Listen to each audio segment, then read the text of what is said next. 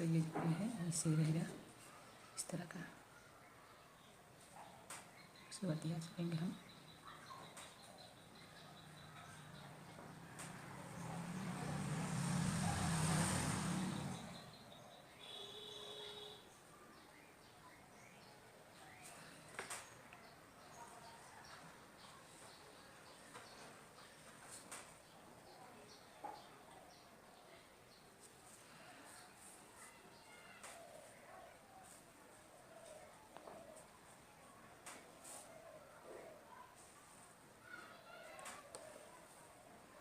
उसके बाद इसे डालना है।